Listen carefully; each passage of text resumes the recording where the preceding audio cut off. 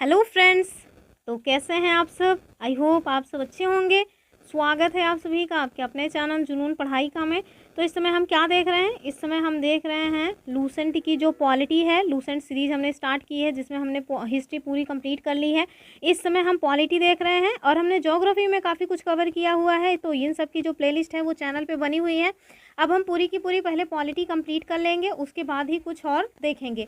तो इससे पहले आगे बढ़ें, अगर आप लोग चैनल पे नए हैं तो चैनल को सब्सक्राइब ज़रूर कर लें, वीडियो को लाइक करें और अपने फ्रेंड्स के साथ इसको शेयर भी करें। तो पहले तो हम लोग पूरा का पूरा इसको देख लेंगे क्या इसमें प्रियम्बल में दिया हुआ है। उसके बाद आपको इसकी जो PDF है लाइन बाय लाइन, जो कि बुक के फॉर्मेट में ये है, वो आपको मिल जाएगी हमारे टेलीग्राम चैनल जिसका नाम है जुनून पढ़ाई का पे। तो पूरा वीडियो बहुत ध्यान से देखिएगा और कम से कम अगर आप पहली बार आए हैं तो एक बार पूरा वीडियो देखिए, उसके बाद ही स्किप करना हो तो करिए या फिर मतलब रहना हो तो रहिए, लेकिन एक बार कम से कम पूरी वीडियो देख लीजिए तब ही डिसाइड कीजिए। तो चलिए स्टार्ट करते हैं। अब हमारा जो प्रियम्बल है इसके बारे में हम देखते हैं। तो ये जो प्रियम्बल है इसका मतलब क्या होता है? इसका मतलब होता है प्रस्तावना। तो ये हम देखेंगे कि जो हमारा मतलब कि संविधान है, आपने देखा होगा हमारा जो भारत का संविधान है उसका ये क्या बोला जाता है, तो उसकी आत्मा है एक तरह से, इसको संविधान की आत्मा बोला जाता है। अब ये मत सोचिएगा क्योंकि जो बाबा साहब भीमराव अम्बेडकर जी हैं, अगर किसी के थ्रू बोला जाएगा यानी कि उन्होंने किसको कहा है, तो उन्होंने तो पार्ट 3 को कहा है। लेकिन अगर वैसे देखेंगे तो जो हमारा प्रियम्बल है वो संविधान की आत्मा है, इसको संविधान का दर्शन भी कहा जाता है। संविधान का दर्शन कहा जाता है किसको? तो प्रस्तावना को। और हम देखेंगे ये हमारे जो है मतलब कि हमारे संविधान का हिस्सा कैसे बना। तो इसको पृष्ठभूमि और स्रोत मैंने ये रखा हुआ है। तो हम देखते हैं ये जो संविधान की प्रस्तावना है इसकी पृष्ठभूमि क्या है, इसका स्रोत क्या है। तो सबसे पहले हम इसकी पृष्ठभूमि की बात करते हैं कि ये एग्जैक्टली आई कहाँ से। तो ये जो प्रस्तावना है इसकी पृष्ठभूमि बन जाती है कब? तो 13 दिसंबर 1946 को जो पंडित जवाहरलाल नेहरू जी हैं, पंडित जवाहरलाल नेहरू जो कि हमारे पहले प्रधानमंत्री थे, इनके द्वारा एक उद्देश्य प्रस्ताव पेश किया जाता है। उद्देश्य प्रस्ताव पेश किया जाता है। आगे चल करके इस उद्देश्य प्रस्ताव को फिर 22 जनवरी 1947 को अपना लिया जाता है, जो हमारी संविधान सभा थी उनके द्वारा। और फिर यही जो है इसी का तो है स्वरूप आपको प्रस्तावना के रूप में हमारे संविधान में मिलता है। आते हैं जो संविधान की प्रस्तावना है इसका स्रोत क्या है। तो सर्वप्रथम आप देखेंगे कि अगर किसी देश के संविधान में प्रस्तावना को अपनाया गया था तो वो कौन सा संविधान है, तो वो US का संविधान है। सर्वप्रथम US ने ही अपने संविधान में प्रस्तावना को जगह दी, यानी कि प्रियम्बल को सर्वप्रथम जो अपने संविधान में जगह देने वाला देश है वो है US। आगे चल करके फिर जो अन्य संविधान बनाए गए देशों में वो उन लोगों ने भी उनकी ये जो प्रस्तावना वाली चीज़ है उसको कॉपी किया, अपने हिसाब से थोड़ा उसमें फेरबदल करके अपने संविधान का हिस्सा बनाया। तो जब सबने वहीं से किया है, स्टार्टिंग US से हुई है, तो हमारे भारत देश ने भी कहीं और से नहीं US से ही लिया हुआ है। संविधान का ये जो स्रोत है ये कौन है? तो पंडित जवाहरलाल नेहरू का जो उद्देश्य प्रस्ताव है वो तो है ही। अगर वर्ड में देखेंगे कि ये विचार कहाँ से आया हमारे देश को, तो ये US के संविधान से प्रभावित होकर के हमारे देश में इसको लाया गया है। तो हम देखेंगे कि ये जो मतलब कि हमारे प्रियम्बल का विचार है इसको हमने US के संविधान से लिया। क्या लिया? विचार लिया। लेकिन इसकी जो लैंग्वेज है यानी कि इसकी जो भाषा है जिसमें लिखा हुआ है be the people of India, तो ये जो मतलब लैंग्वेज है इसको हमने कहाँ से लिया? तो ये ऑस्ट्रेलिया के संविधान से प्रेरित है। तो ऑस्ट्रेलिया के जो संविधान की प्रस्तावना है वो स्टार्ट होती है we the people of Australia से। तो वैसे ही हमारे देश का जो प्रस्तावना है यानी हमारे देश के जो संविधान की प्रस्तावना है वो स्टार्ट होती है we the people of India से। तो ये तो हो गया इसका सोर्स क्या है, इसकी पृष्ठभूमि क्या है। आगे देखते हैं जो हमारी प्रस्तावना है वो है क्या। तो अब हम लोग इतनी देर से प्रस्तावना कर रहे हैं तो पूरी प्रस्तावना भी तो पता होनी चाहिए कि क्या है। तो आप देखेंगे कि जो हमारी प्रस्तावना है उसमें लिखा हुआ है हम भारत के लोग। अब हम पूरी यहाँ प्रस्तावना लिख के नहीं दिखाने वाले हैं, आपके लिए ये PDF यहीं पे रहेगी, आप उसको डाउनलोड कर लीजिएगा। तो हम भारत के लोग भारत को एक संपूर्ण प्रभुत्व संपन्न, ये जो वर्ड्स हैं ये इंपॉर्टेंट हैं, संपूर्ण प्रभुत्व संपन्न, एक सेकेंड, संपूर्ण प्रभुत्व संपन्न। और इसके साथ साथ आप देखेंगे समाजवादी और आगे है धर्मनिरपेक्ष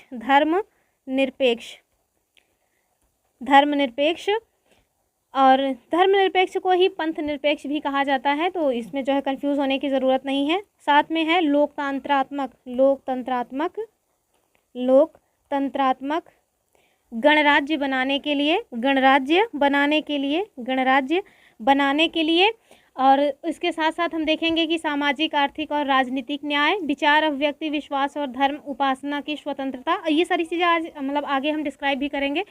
साधा प्रतिष्ठा और अवसर की समता प्राप्त कराने के लिए और उन सब में व्यक्ति की गरिमा और राष्ट्र की एकता बढ़ाने वाली जो बंधुता है उसको राष्ट्र की एकता और अखंडता सुनिश्चित कराने वाली बंधुता बढ़ाने के लिए दृढ़ संकल्पित होकर अपनी इस संविधान सभा में आज तारीख, उस टाइम की जो तारीख थी 26 नवंबर 1949 ईस्वी, मिति मार्गशीर्ष शुक्ल सप्तमी संवत 2006 विक्रमी को एतद द्वारा जो हमारा संविधान है यानी कि उसकी जो प्रस्तावना है उसको आत्मार्पित, अंगीकृत और अधिनियमित करते हैं। तो ये मैंने जो स्टार्टिंग वाले वर्ड्स हैं इसको किस लिए लिख दिया है, क्योंकि अभी हाल ही में आरओ का एग्ज़ाम हुआ था, उसमें ये जो मतलब कि वर्ड्स हैं संपूर्ण प्रभुत्व संपन्न, समाजवादी, धर्मनिरपेक्ष, लोकतंत्रात्मक, इसको क्रोनोलॉजी में सेट करने के लिए आया था, तो इसको हमने लिख दिया। एक बार फिर से पूरी प्रस्तावना एक स्पीड में देख लेते हैं।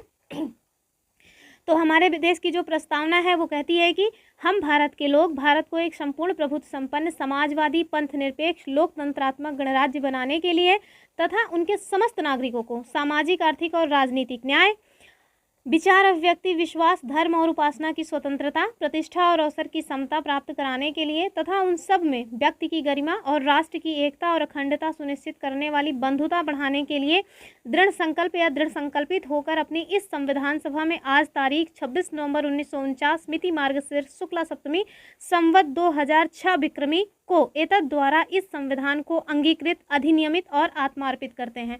तो वर्ड टू वर्ड प्रस्तावना याद रखिएगा, क्योंकि इसको क्रोनोलॉजी में सेट करने के लिए आजकल बहुत पूछा जाता है। तो ये तो रही हमारी प्रस्तावना। अब हम देखेंगे कि हमारी जो प्रस्तावना में जो शब्द आए हैं, सबसे पहला शब्द आया है संप्रभु यानी कि सोवरेन। तो ये जो संप्रभु है ये क्या है, तो सबसे पहले तो हमें यही जानना चाहिए। संप्रभु जानने से पहले आपको हम राज्य में क्या क्या आता है ये बता दें, क्योंकि राज्य शब्द बहुत बार यूज होगा।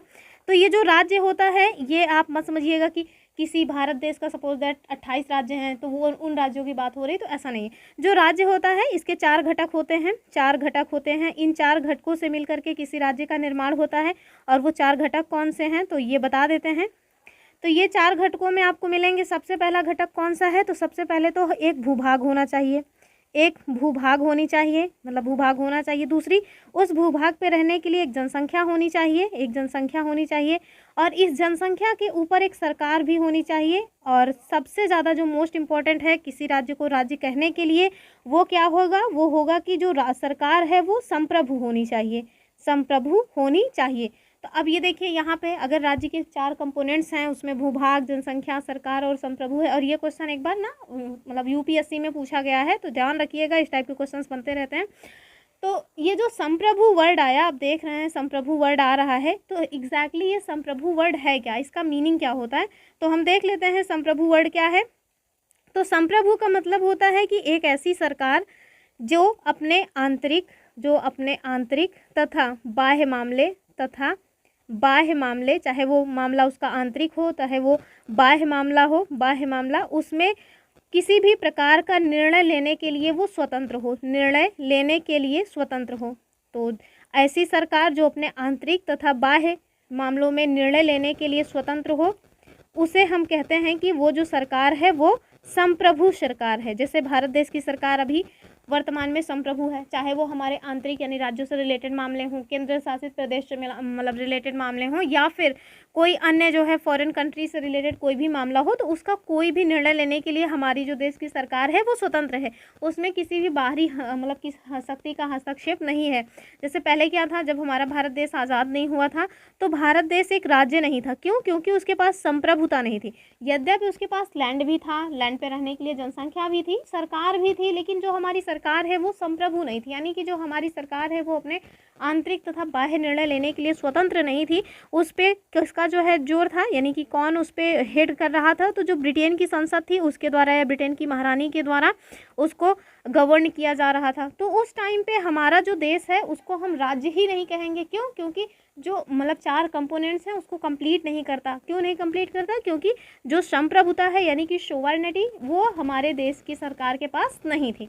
आगे देखते हैं जो हमारा नेक्स्ट वर्ड है, और नेक्स्ट वर्ड कौन सा है, तो नेक्स्ट वर्ड है सोशलिस्ट यानी कि समाजवादी। तो ये जो समाजवादी शब्द है इसमें हम देखेंगे कि सबसे पहले तो इनके जनक के रूप में किन्हें जाना जाता है यही जान लें। तो इनके जनक के रूप में जाना जाता है उनका नाम है लेनिन। तो लेनिन को जो है समाजवादी के या समाजवाद के जनक के रूप में जाना जाता है। और ये जो समाजवादी शब्द है इसका मतलब होता है कि जो भी पावर हो, यानी कि किसी भी तरह की कोई भी पावर हो वो किसके हाथ में हो, तो ना किसी सरकार के हाथ में हो, ना किसी संविधान के हाथ में हो, बल्कि सारी की सारी पावर मतलब कि जनता के हाथ में हो। जो समाज है उसी में सारी की सारी पावर शिफ्ट होनी चाहिए, ये समाजवादी जो विचारधारा है उसका मानना है। तो समाज में या समाज के जो लोग हैं उसमें ही सारी की सारी पावर निहित होनी चाहिए, सरकार के हाथ में कुछ नहीं होना चाहिए। संपूर्ण जो नियंत्रण है वो समाज के ही हाथों में होना चाहिए। और इस तरह की जो मतलब की व्यवस्था है ये समाजवादी व्यवस्था में मानी जाती है। तो हमारा भारत देश मतलब कैसे आप मानेंगे कि हाँ जो है वो समाजवादी है, क्योंकि हम देखेंगे जो हमारे देश में हर चीज़ का स्रोत है, यानी हमारे देश में जो संविधान है वो संप्रभु है, ठीक है। लेकिन संविधान जो संप्रभु है इसको भी संप्रभुता किसकी वजह से मिलती है, तो जनता की वजह से। हमारे यहाँ जो एग्जैक्टली संप्रभु है वो भारत देश की जनता है, क्योंकि संविधान को भारत देश की जनता ने बनाया है। संविधान को जो भी शक्तियाँ मिली हैं उन शक्तियों का स्रोत कौन है, तो ये संविधान की जनता है। तो इस वजह से हमारे देश को सोशलिस्ट यानी माना जाता है। स्टार्टिंग में हालांकि ये शब्द इसमें नहीं था, यद्यपि मूल भावना में हमारा देश समाजवादी ही था, लेकिन इसको मतलब कि हमारे प्रियम्बल में नहीं लिखवाया गया था। आगे चल के एक अमेंडमेंट होता है 42nd अमेंडमेंट, हालांकि आगे चल के इसको हम बताएंगे ही, लेकिन यहाँ बता देते हैं 1976 उस टाइम पे जो पीएम थी वो इंदिरा गांधी जी थी। उन्होंने 42nd अमेंडमेंट करवाया और उसमें ये जो समाजवादी शब्द है इसको हमारे प्रियम्बल का हिस्सा बना दिया। हम देखेंगे कि जो हमारा प्रियम्बल है उसमें आज तक केवल एक ही बार संशोधन हुआ है, और संशोधन वाली जो बातें हैं उस पर कुछ केसेस हैं उसको हम डिस्कस करेंगे। तो हमने दूसरा शब्द भी डिस्कस कर लिया। अब हम देखते हैं एक और शब्द है जो हमारे मतलब प्रियम्बल में दिया हुआ है, और वो है क्या, वो है सेकुलर यानी कि धर्मनिरपेक्ष। तो धर्मनिरपेक्ष क्या है ये भी देख लेते हैं। अब देखेंगे जैसे भारत देश नहीं, जो हमारा वर्ल्ड है उसमें बहुत सारी कंट्रीज़ मिलेंगी।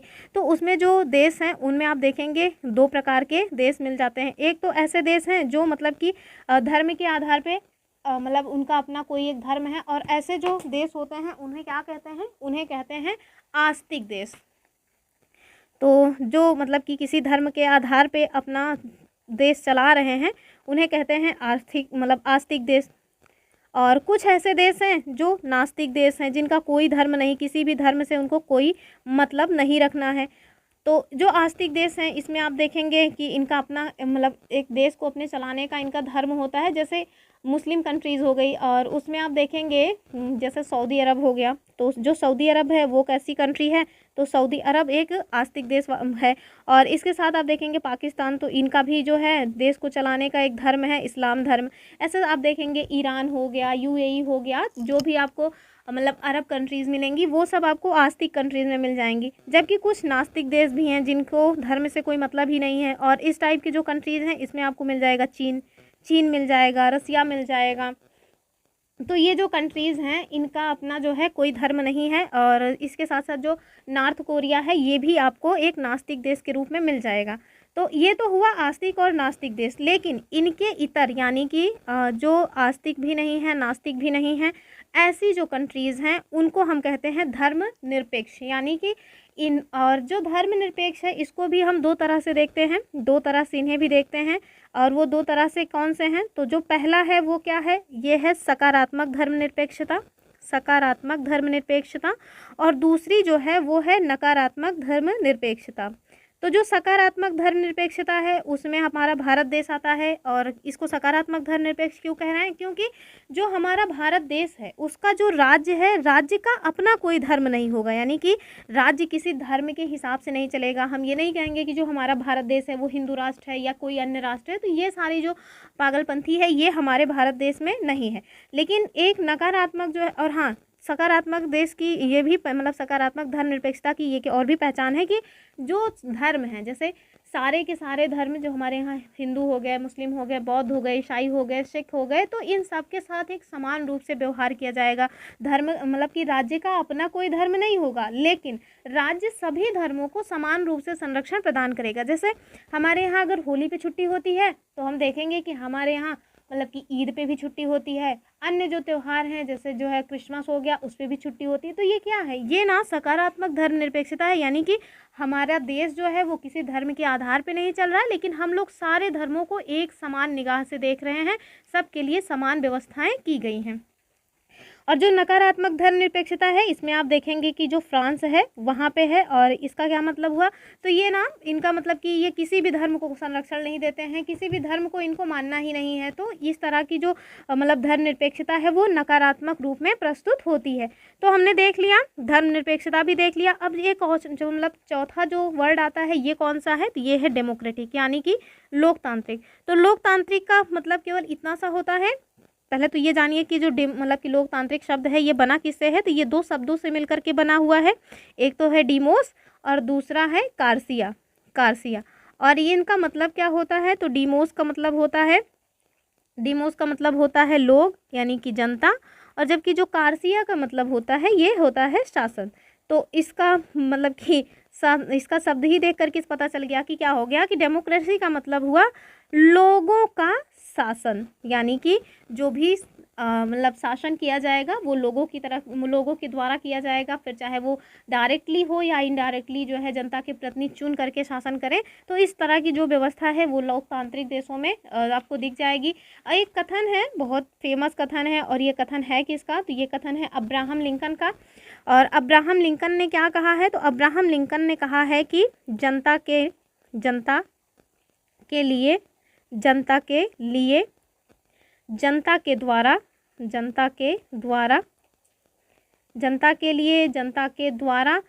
और साथ में जनता के द्वारा चुनी गई सरकार, जनता के लिए जनता के द्वारा चुनी गई सरकार चुनी गई सरकार ये कैसी सरकार होगी? ये लोकतांत्रिक सरकार होगी। यानी कि जनता के द्वारा, जनता के लिए जनता के द्वारा जो चुना गई सरकार है वही लोकतांत्रिक सरकार या लोकतंत्र वही माना जाता है। और यहाँ भी हम देखेंगे दो तरह की डेमोक्रेसी भी होती है। तो जो डेमोक्रेसी है वो किस मतलब उसके भी दो पार्ट्स होते हैं, डेमोक्रेसी के भी दो पार्ट होते हैं। और ये दो पार्ट कौन से हैं? इसमें भी आप देखेंगे एक सकारात्मक होती है, एक नकारात्मक डेमोक्रेसी।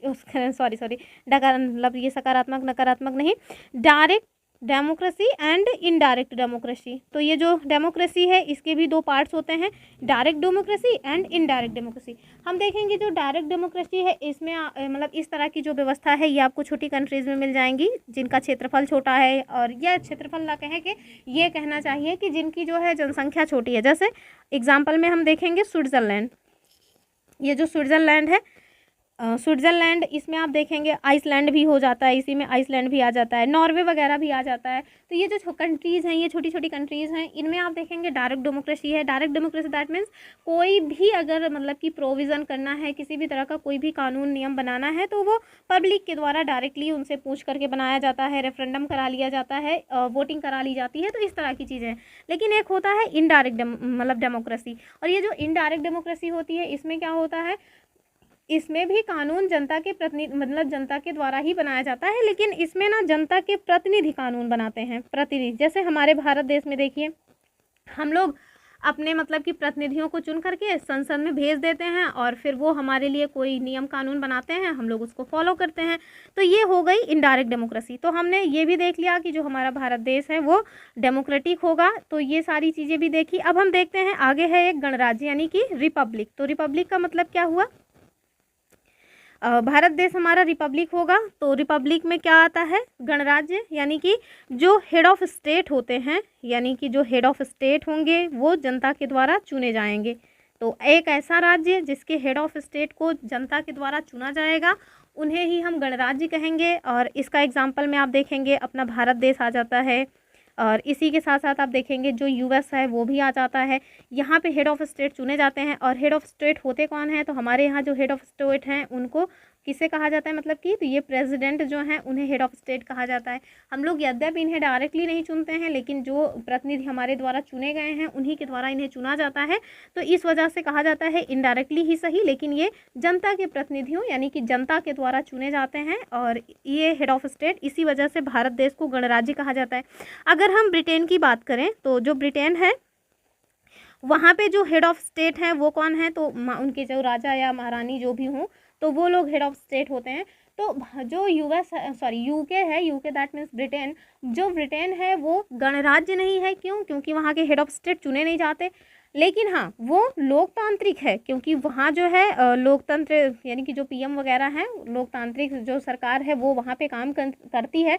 तो इसके साथ एक चीज़ और आपको क्लियर होना चाहिए कि जो मतलब कि ब्रिटेन है, या इस टाइप का कथन पूछ लिया जाए कल को कि जो मतलब कि लोकतांत्रिक जो राज्य हैं वो मतलब कि गणराज्य भी होंगे, ये अनिवार्य है, तो ऐसा नहीं है। ये हो सकता है कि कोई देश लोकतांत्रिक हो लेकिन वो गणराज्य ना हो। एज एग्जाम्पल ब्रिटेन एक लोकतांत्रिक कंट्री है, लेकिन वहाँ के जो हेड ऑफ स्टेट हैं वो जनता के द्वारा चुने नहीं जाते हैं, यानी कि वो गणराज्य नहीं है, यानी रिपब्लिक नहीं है, यद्यपि डेमोक्रेटिक कंट्री है ब्रिटेन।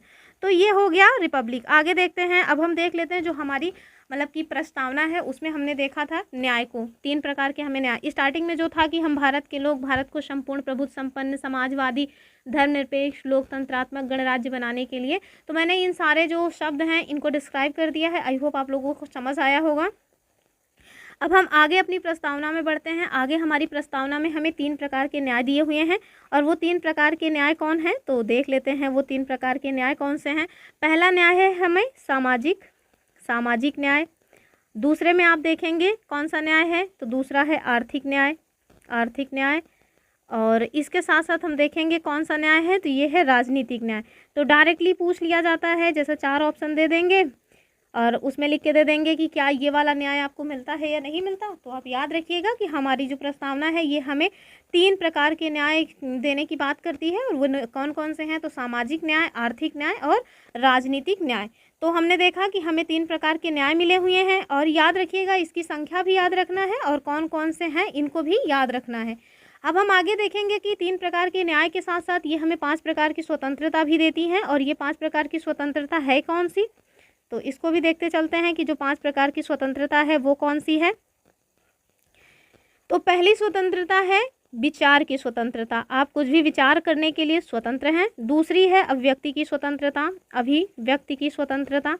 और तीसरी स्वतंत्रता कौन है, तो विचार अभिव्यक्ति के बाद आएगा विश्वास की। तो आप मतलब कुछ भी आपका फेथ कहीं भी हो, हमें या राज्य को उससे कोई मतलब नहीं है। और इसके साथ साथ धर्म की भी स्वतंत्रता मिली है, आप किसी भी धर्म को फॉलो करें।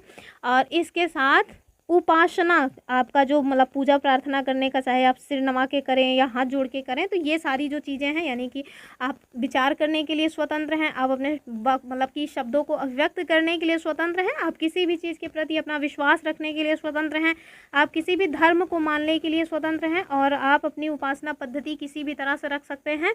इन सब चीज़ों की स्वतंत्रता आपको किससे मिलती है, तो ये जो स्वतंत्रता है ये हमारी प्रस्तावना के द्वारा हमें दिया गया है।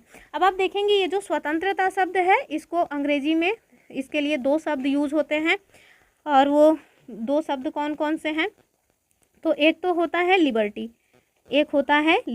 और दूसरा होता है फ्रीडम।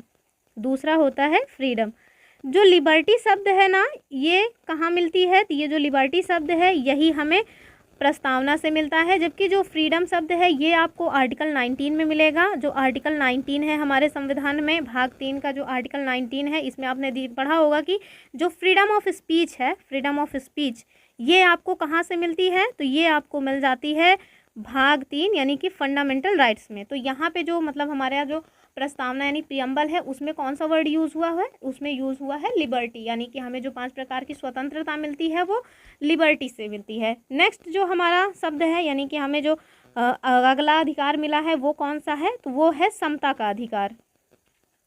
तो हमें 2 प्रकार की समता भी मिली है, और वो कौन सी है जो 2 प्रकार की समता है, पहली है प्रतिष्ठा की समता और दूसरी है अवसर की समता। तो आपको प्रतिष्ठा और अवसर की समता मिली हुई है, और ये सब आपको कौन दे रहा है, तो ये सब आपको प्रियम्बल यानी कि हमारी जो प्रस्तावना है उसके द्वारा दिया जा रहा है। तो जो प्रतिष्ठा है इसका मतलब हुआ स्टेटस और अवसर दैट मीन्स अपॉर्चुनिटी। तो आपको स्टेटस और अपॉर्चुनिटी की भी क्या मिली हुई है, समता यानी कि समानता मिली हुई है। यहाँ आपको किसी भी प्रतिष्ठा या अवसर में आपके साथ समान रूप से व्यवहार किया जाएगा। ये जो मतलब कि अधिकार मिलता है हमें, ये किससे मिलता है, तो ये हमारी प्रियम्बल के द्वारा दिया गया हमें अधिकार है। अब हम देखते हैं आगे क्या है। आगे हमें व्यक्ति की गरिमा और राष्ट्र की एकता तथा अखंडता सुनिश्चित करने वाली बंधुता के बारे में बताया गया है। तो गरिमा में जीवन टाइप का जो बात आती है वो व्यक्ति की गरिमा में आ जाती है। राष्ट्र की एकता दैट मीन्स लोगों के मध्य जो है मतलब एकता बनी रहे, वो हो कहीं भी सपोज दैट मतलब जो हमारी लैंड बाउंड्री है उससे बाहर भी हो तब भी उनके अंदर जो एकता की भावना है वो रहे, और साथ में हमारे देश की अखंडता जो है ना वो एकता की तरह ही होती है। अब एकता में क्या होता है, जो एकता है, एकता और अखंडता इसमें थोड़ा सा अंतर होता है दोनों एकता ही, लेकिन जो अखंडता होती है यानी इंटीग्रिटी ये साइकोलॉजिकल एकता की बात करती है। तो जो मतलब कि अखंडता है, जो ये जो अखंडता है ये साइकोलॉजिकल एकता की बात करती है। साइकोलॉजिकल एकता, साइकोलॉजिकल एकता, ये साइकोलॉजी की स्पेलिंग जरूर याद रखिएगा, लोग बहुत फंसाते हैं इसमें क्योंकि ये पी से शुरू होता है। और जो वैसे एकता है यानी कि जो राष्ट्र की एकता है, यूनिटी क्या है, तो ये किसी एक लैंड एरिया में या ये कहें कि जो जियोग्राफिकल यूनिटी है, जियोग्राफिकल जो यूनिटी है इसको राष्ट्र की एकता या एकता कहते हैं यानी यूनिटी कहते हैं। और जो अखंडता है ये कौन सी है, तो ये साइकोलॉजिकल यूनिटी ही है ये भी, और इसको इंग्लिश में कहते हैं इंटीग्रिटी। तो ये हमने देखा। और बंधुता तो भाईचारा जो है, ये सारी चीज़ें आपको कहाँ से मिल रही हैं, इन सारे जो वर्ड्स हैं इसका स्रोत क्या है, ये हमारा प्रियम्बल ही है। तो हमने पूरी की पूरी जो मतलब कि प्रियम्बल थी उसमें जो भी शब्द थे उन सबको डिस्क्राइब किया। आई होप आप लोगों को समझ आया होगा, और अगर कुछ ना समझ आया हो तो कमेंट बॉक्स ओपन है, आप उसमें कमेंट कर सकते हैं। अब हम देखते हैं कि ये जो हमारा मतलब कि प्रियम्बल है इसको कब बनाया गया। हमारा जो संविधान पहली बार, दैट मीन्स ये कहें कि जब संविधान बन गया उसके 15 आर्टिकल्स जब लागू हुए तो वो कौन सी डेट थी, तो वो 26 नवंबर 1949 था। उसी दिन को ये जो प्रियम्बल है वो भी हमारे भारत देश की मतलब कि संविधान में ऐड किया गया, तो वो डेट यहाँ पे दी हुई है। अब हम देख लेते हैं कि केवल एक बार जो है हमारे संविधान की जो प्रस्तावना है उसमें संशोधन किया गया। ऊपर बता ही दिए हैं कि उस टाइम पे पीएम इंदिरा गांधी जी थी। इंदिरा गांधी जी उस टाइम पे पीएम थी, और इन्होंने हमारे प्रियम्बल में क्या किया, तो प्रियम्बल में मतलब कि संशोधन करवाया और उसमें 3 वर्ड्स को ऐड किया। और वो 3 वर्ड्स कौन है, तो ये है समाजवादी, धर्मनिरपेक्ष और अखंडता। क्वेश्चन डायरेक्टली पूछा जाता है कि कौन से वर्ड्स हैं जो ऐड किए गए थे। अब जैसे क्वेश्चन आजकल थोड़ा घुमाव टाइप के पूछे जाते हैं, जैसे ये पूछ सकता है कि 1976 के बदले लिख देगा कि 1970 में हमारे देश की जो प्रस्तावना है उसमें कौन से शब्द सम्मिलित नहीं थे। तो आपको अगर ये तीनों शब्द पता हैं तो आप कर ले जाएंगे इजीली, अगर नहीं पता है तो नहीं कर पाएंगे। और जैसे कि मैंने पहले भी बताया कि जो है क्रोनोलॉजी में ये वर्ड्स पूछे जाते हैं, तो लाइन टू लाइन जो प्रियम्बल है उसको याद जरूर रखिएगा। तो ये हमने देखा कि एक बार यहाँ पे संशोधन हुआ, और इससे रिलेटेड ना कुछ केसेस हैं, सर मैंने उसको नीचे लिखा हुआ है, और हालांकि वैसे ही बता देते हैं। एक केस आया जब इसमें प्रियम्बल में संशोधन किया गया, तो एक केस था बहुत, अभी रुक जाइए, पहले कुछ इंपॉर्टेंट पॉइंट्स जो हैं उन्हें डिस्कस कर लेते हैं फिर बताते हैं। नीचे है जो कि लिखे हुए हैं तो क्या मतलब है, तो हम देख लेते हैं कुछ इंपॉर्टेंट पॉइंट। जैसे कि कुछ कोट्स हैं, कोटेशंस, यानी कि हमारी प्रियम्बल को लेकर के कुछ लोगों ने कुछ वर्ड्स कहे हैं, उन वर्ड्स को देख लेते हैं। जैसे जो हमारे संविधान की प्रस्तावना है, संविधान की प्रस्तावना वो क्या है, तो वो संविधान का कुंजी नोट है। ये कथन किसका है, तो ये हमें पता होना चाहिए कि जो संविधान का कुंजी नोट कहा है वो कहने वाले कोई और नहीं है, ये हैं सर अर्नेस्ट हैकर। अर्नेस्ट है, सर अर्नेस्ट हैकर जो हैं, सर अर्नेस्ट हैकर, हैकर नहीं बर्कर हैकर कह रहे, सॉरी, सर अर्नेस्ट बर्कर जो है, इनके द्वारा कहा गया कि जो हमारी प्रस्तावना है वो संविधान का कुंजी नोट है। डायरेक्टली ये क्वेश्चंस बन सकते हैं, इस वजह से बता रहे हैं। और राइटिंग में अगर कोई इशू हो तो थोड़ा इसके लिए माफ़ी चाहेंगे, धीरे धीरे राइटिंग बनने लगेगी। आगे जो है एक और जो है कोटेशन है, शायद नीचे होगा लेकिन अभी बता दे रहे हैं।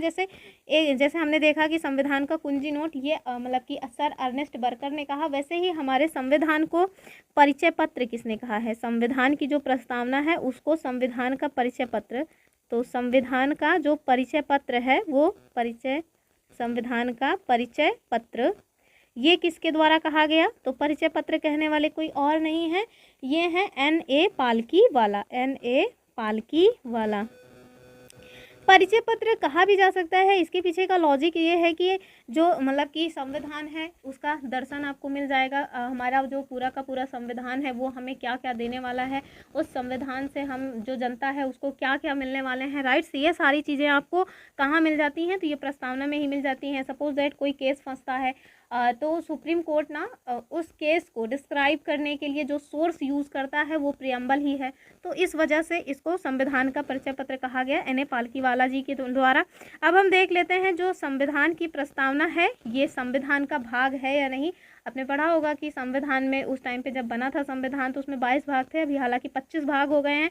25 भाग क्या हुए हैं? भाग आज भी वही 22 ही हैं, कुछ क्लॉजेज जुड़ गए हैं, जैसे भाग 4 में भाग 4A जुड़ गया है, भाग 9 में 2 मतलब भाग जुड़ गए हैं, भाग 9 का और भाग 9 का, तो है उतने ही लेकिन कुछ क्लॉजेस जुड़ गए हैं, तो जैसे भी मतलब ऑप्शन में रहे उस टाइप से टिक करना है हमें। तो अब हम देखते हैं कि जो हमारी प्रस्तावना है क्या ये संविधान का भाग है या नहीं है, इससे रिलेटेड कुछ बातचीत है। तो सबसे पहले हम देखेंगे एक मामला आता है जिसका नाम है बेरूबाड़ी यूनियनवाद, बेरूबाड़ी यूनियनवाद। और ये कब आया था? तो ये आया था 1960 में। तो इसमें जो हमारी सुप्रीम कोर्ट है उन्होंने कहा कि जो मतलब कि संविधान प्रस्तावना है वो संविधान का भाग नहीं है, जो प्रस्तावना है वो संविधान का भाग नहीं है, इस वजह से इसमें कोई भी संशोधन नहीं किया जा सकता। जैसा कि आपको पता होगा कि हमारा जो संविधान का भाग 20 है उसके तहत आर्टिकल 368 है, उसी में मतलब संविधान में संशोधन करने के जो राइट्स हैं वो दिए गए हैं। तो जो सुप्रीम कोर्ट ने बेरूबाड़ी मामले में कहा कि ये जो है प्रस्तावना संविधान का भाग नहीं है, इस वजह से इसमें जो है किसी भी तरह का आप संशोधन भी नहीं कर सकते। लेकिन आगे चल कर के एक और अन्य मामला आता है जिसका बहुत ही फेमस मामला है और इसका नाम क्या है? इसका नाम है केशवानंद भारतीवाद।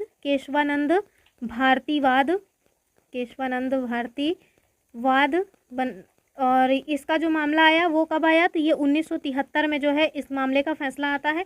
तो इसमें आप देखेंगे कि सुप्रीम कोर्ट की आज तक की सबसे बड़ी बेंच ने सुनवाई की और इसमें इन्होंने कहा कि जो हमारी संविधान की प्रस्तावना है वो संविधान का भाग है और इसमें संशोधन किया जा सकता है, बशर्ते उन्होंने एक वर्ड लाया, मूल ढांचा जो शब्द है उसको लाया और इन्होंने कहा कि जो हमारी संविधान की प्रस्तावना है वो संविधान का भाग है, आप इसमें जो है मतलब आर्टिकल 368 के तहत परिवर्तन भी कर सकते हैं, संशोधन कर सकते हैं, लेकिन उसकी जो मूल भावना है वो मतलब किसी भी तरह से उस पर किसी भी तरह का कोई प्रभाव नहीं पड़ना चाहिए। तो ये जो मूल ढांचे वाली बात है ये कब आई? तो ये 1973 में केशवानंद भारतीवाद के बाद आ गई। तो ये याद रखिएगा। अभी वर्तमान में क्या स्थिति है? अभी वर्तमान में स्थिति है कि जो हमारी प्रस्तावना है ये संविधान का भाग है। इसमें जो संसद है वो संशोधन भी कर सकती है, बशर्ते जो उसका मूल ढांचा है उसमें किसी भी तरह का कोई भी प्रभाव नहीं पड़ना चाहिए। तो ये वर्तमान में स्थिति है हमारी प्रस्तावना की। अब हम देख लेते हैं अप्रवर्तनीय, यानी कि जो हमारे संविधान की प्रस्तावना है क्या आप उसको जो है सुप्रीम कोर्ट या हाई कोर्ट में जा कर के लागू करा सकते हैं या नहीं करा सकते। तो इसका जो हमारे संविधान की प्रस्तावना है ये अप्रवर्तनीय है, यानी कि इसको सुप्रीम कोर्ट लागू नहीं करा सकती का मतलब क्या हुआ इसका मतलब एक सीधा सा है कि आप जा करके सपोज दैट आपको 3 प्रकार की जो है क्षमता मिली, सॉरी 2 प्रकार की आपको क्षमता मिली है, प्रतिष्ठा और अवसर की क्षमता। कल को आपकी ये जो क्षमता है अगर उसका उल्लंघन किया जा रहा है सरकार के द्वारा, तो आप जाके सुप्रीम कोर्ट पे मतलब सुप्रीम कोर्ट में केवल इस आधार पे मतलब सुप्रीम कोर्ट से मांग नहीं कर सकते कि सरकार हमारी जो है जो प्रतिष्ठा और अवसर की क्षमता है उसका हनन किया जा रहा है, ये हमें हमारी प्रस्तावना में दिया हुआ है तो हमको मिलना चाहिए। तो इस बेस पे कि प्रियम्बल में लिखा हुआ है आप इसको लागू मतलब सुप्रीम कोर्ट इसको लागू नहीं करवा सकता, सुप्रीम कोर्ट इसका संरक्षण आपको नहीं देगा। तो ये जो चीज़ है यही है प्रवर्तनीय या अप्रवर्तनीय। जबकि आप देखेंगे जो फंडामेंटल राइट्स हैं वो प्रवर्तनीय हैं, अगर उसमें आपका कोई हनन होता है तो आप जा करके सुप्रीम कोर्ट के द्वारा उसको लागू करवा सकते हैं, सुप्रीम कोर्ट उसका संरक्षण देता है। लेकिन जो हमारी प्रियम्बल है इसका संरक्षण सुप्रीम कोर्ट नहीं देता है। तो यही होता है अप्रवर्तनीय का मतलब। बेरुबारी केस को मैंने पहले ही बता दिया, एन ए पालकीवाला के द्वारा कहा गया था कि जो हमारे संविधान की प्रस्तावना है वो परिचय पत्र है, ये भी हमने बता दिया। तो लगभग सारी चीज़ें बता दी हैं। एक दो चीज़ें हैं जैसे कि कुछ शब्द हैं, शब्द दैट मीन्स एक सेकेंड, ऊपर जो है कुछ शब्द आए थे उसको हमने कहाँ से लिया हुआ है ये बता देते हैं, यहीं पे बता देते हैं। जैसे हमने देखा एक स्वतंत्रता शब्द था, स्वतंत्रता, और दूसरा शब्द था समानता, समानता, और तीसरा शब्द था बंधुत्व, बंधुत्व। तो ये जो शब्द है ये मतलब कहाँ से हमने इसकी प्रेरणा ली है, तो ये जो शब्द है इसकी प्रेरणा फ्रेंच क्रांति यानी जो फ्रांस की क्रांति हुई थी वहाँ से प्रेरित होकर के इसको लिया गया है और हमारे संविधान की प्रस्तावना का हिस्सा बनाया गया है। इसके साथ साथ आप कुछ अन्य शब्दों को भी देखेंगे, जैसे जो न्याय की अवधारणा है, न्याय की अवधारणा, न्याय की अवधारणा, और उसमें जो 3 प्रकार के न्याय देखे थे ना अभी हमने ऊपर, और कौन कौन से वो 3 प्रकार के न्याय थे, तो सामाजिक, आर्थिक, राजनीतिक न्याय। और ये अभी हाल ही में जो ऊपर हमने आपको बताया स्वतंत्रता, समानता और बंधुत्व की बात, ये जो है अभी जो सीटेट का एग्ज़ाम हुआ था उसमें पूछा गया था कि ये कहाँ से लिया गया है, तो उसका राइट आंसर था फ्रांस। अब हम देखते हैं जो न्याय की अवधारणा है, सामाजिक, आर्थिक, राजनीतिक न्याय, इसकी प्रेरणा कहाँ से ली गई है, तो इसकी जो प्रेरणा है वो हमें यूएसएसआर के जो है संविधान से मिली है। और यूएसएसआर वर्तमान में टूट चुका है, अभी ये रसिया के रूप में रह गया है। अब ये है क्या, तो ये है आपका जो मतलब कि लूसेंट की बुक में दिया हुआ है, खटाखट देख लेते हैं, क्या पता कुछ हो ही छूट ना जाए कुछ।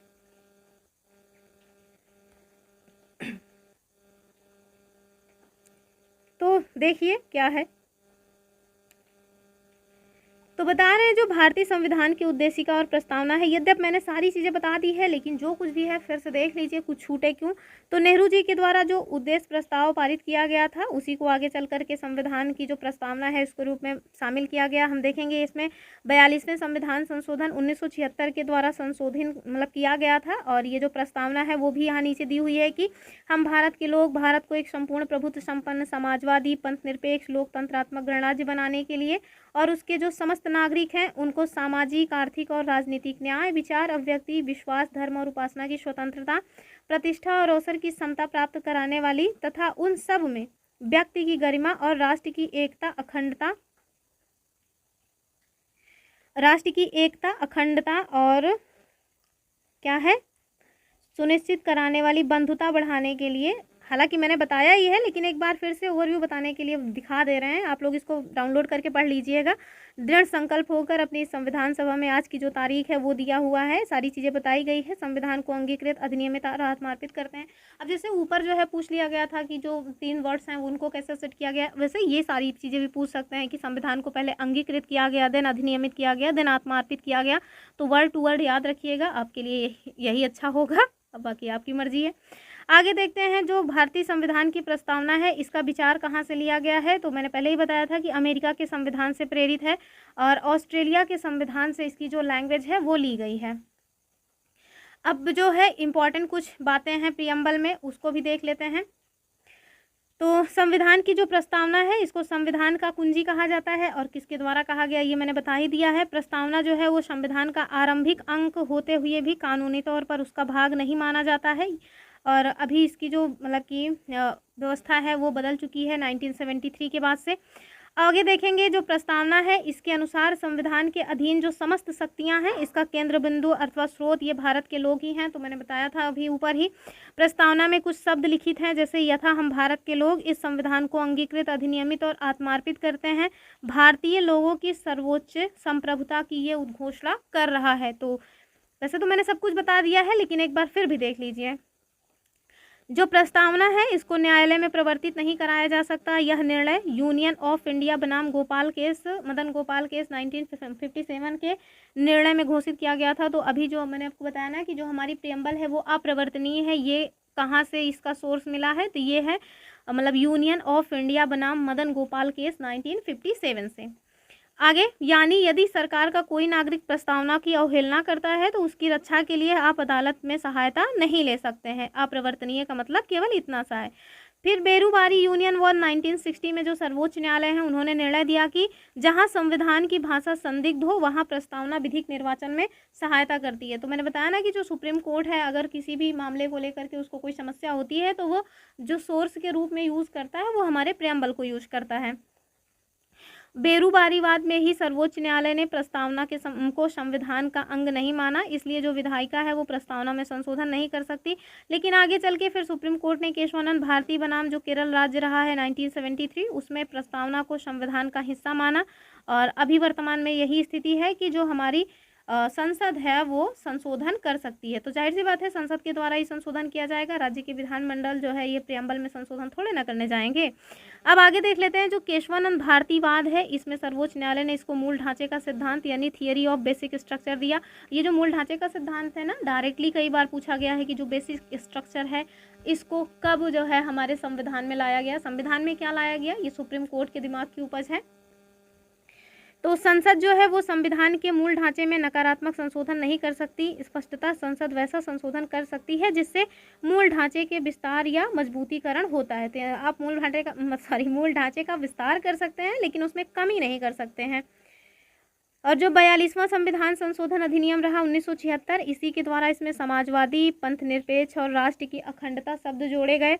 भारत के संविधान की जो प्रस्तावना है उसमें 3 प्रकार का न्याय है, सामाजिक, आर्थिक और राजनीतिक न्याय। 5 प्रकार की स्वतंत्रता है, विचार अभिव्यक्ति, विश्वास, धर्म और उपासना, तथा 2 प्रकार की समता है। और वो कौन सी है, तो प्रतिष्ठा और अवसर। तो इनका उल्लेख किया गया है शब्द अंकों के साथ, यानी कि न्याय कितने प्रकार का है, तो 3 प्रकार का। स्वतंत्रता कितने प्रकार की है, 5 प्रकार की। उपासना मतलब कि जो विश्वास, धर्म और एवं उपासना है ये कितने प्रकार का है, और 2 प्रकार की क्षमता है। ये याद रखना है क्योंकि इससे डायरेक्टली क्वेश्चंस बने हुए हैं। एक साइड में शब्द दे दिया जाएगा कि स्वतंत्रता, दूसरी साइड अंक लिख दिया जाएगा और मैच करने के लिए आ जाएगा। इस टाइप का क्वेश्चन ऑलरेडी बना हुआ है। जो भारत का संविधान है ये विश्व का सबसे बड़ा लिखित और सर्वाधिक व्यापक संविधान है। ये क्वेश्चन भी बड़ा इंपॉर्टेंट है, कई बार पूछा गया है।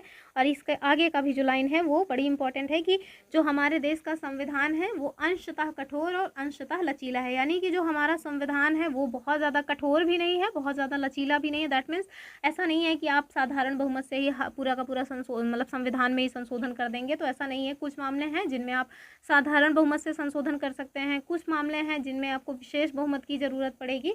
तो इस तरह से जो हमारा संविधान है वो अंशतः कठोर और अंशतः लचीला है। और निम्न जो लिखित संविधान की अवधारणा है तो ये फ्रांस की देन है। प्रस्तावना में प्रयुक्त जो स्वतंत्रता, समानता और बंधुत्व शब्द है ये फ्रांसीसी क्रांति से प्रेरित हैं और मेरे ख्याल से 1789 में हुई थी फ्रांसीसी क्रांति, एक बार चेक कर लेना। भारतीय राजनीतिक व्यवस्था में जो संविधान है वो सर्वोच्च है, यद्यपि जो सर्वोच्चता है वो मतलब कि भारत की जनता की है। और ये राजनीतिक व्यवस्था की बात कर रहे हैं तो इस वजह से यहाँ संविधान को सर्वोच्च बताया गया है। और इसमें ना ऑप्शन दे सकते हैं कि जो संसद है वो सर्वोच्च है, तो नहीं, जो भारतीय राजनीतिक व्यवस्था है उसमें ना तो राष्ट्रपति सर्वोच्च है ना तो संसद सर्वोच्च है, उसमें जो सर्वोच्च है वो हमारा संविधान है। तो इस टाइप के क्वेश्चंस आजकल बहुत पूछे जाने लगे हैं। भारत का जो संविधान है वो अपना प्राधिकार भारत की जनता से प्राप्त करता है, यानी कि जो उसको शक्ति मिलती है ये भारत की जनता से मिलती है। जो भारत सरकार अधिनियम आया था 1935 वह संवैधानिक दस्तावेज है जिसका भारतीय संविधान तैयार करने में गहरा प्रभाव पड़ा है। आपने देखा होगा जो सोर्सेज हैं, जो हमने सोर्सेज लिए हुए हैं कि सबसे ज़्यादा कहाँ से कौन सा जो है प्रोविज़न लिया हुआ है अपने संविधान में, तो उसमें हम देखेंगे कि सबसे ज़्यादा जो सोर्स लिया हुआ है हमने 1935 का जो भारत शासन अधिनियम आया था उससे लिया है। और भारत का जो संविधान है इसमें संघीय शासन शब्द का प्रयोग कहीं भी नहीं किया गया है और संविधान में भारत को राज्यों का संघ घोषित किया गया है। तो इसमें अगर आप हिंदी में ही याद रखेंगे तो बड़ा कंफ्यूज होंगे, तो इसको ना अंग्रेजी में याद रखिएगा। जैसे जो संघ है उसके लिए दो वर्ड यूज़ होते हैं, एक तो होता है फेडरल और दूसरा होता है मतलब कि यूनाइट क्या कहते हैं, राज्यों का संघ, यूनियन। तो दूसरा जो वर्ड होता है वो होता है यूनियन। तो जो हमारा भारत देश है वो यूनियन ऑफ स्टेट है यानी राज्यों का संघ है, जबकि जो अमेरिका है वो फेडरल ऑफ स्टेट्स है यानी कि राज्यों का संघ है। तो संघ दोनों ही है, एक है फेडरल, एक है यूनियन। तो जो फेडरल वर्ड है ये हमारे संविधान में यूज़ नहीं हुआ है, हमारे संविधान में जो वर्ड यूज़ हुआ है वो है यूनियन। तो ये सारी चीज़ें याद रखना है। तो ये रहा, सारी की सारी चीज़ें आपको बता दी। आई होप आपको समझ आई होगी। ये थोड़ा मैंने नवाचार किया है एक सारी चीज़ें लिख लिख के पढ़ाने का। अगर आप लोग इस पर सपोर्ट करेंगे तो पॉलिटी हम पूरी ऐसे ही कवर कर लेंगे। पॉलिटी मेरा फेवरेट सब्जेक्ट है। तो आई होप आप लोगों को आज की क्लास पसंद आई होगी। अगर पसंद आई है तो ज़्यादा से ज़्यादा लोगों तक इसको शेयर करें, और आप लोगों ने देखा उसके लिए आप सभी को थैंक्स। और लाइक, शेयर और सब्सक्राइब करना बिल्कुल ना भूलें। फिर मिलेंगे अपने नेक्स्ट वीडियो में, तब तक के लिए आप सभी खुश रहें, मस्त रहें, अपनी पढ़ाई लिखाई भी करते रहें और मेरे चैनल को लाइक, शेयर एंड सब्सक्राइब करते रहें। फिर मिलते हैं अपने नेक्स्ट वीडियो में, तब तक के लिए बाय बाय।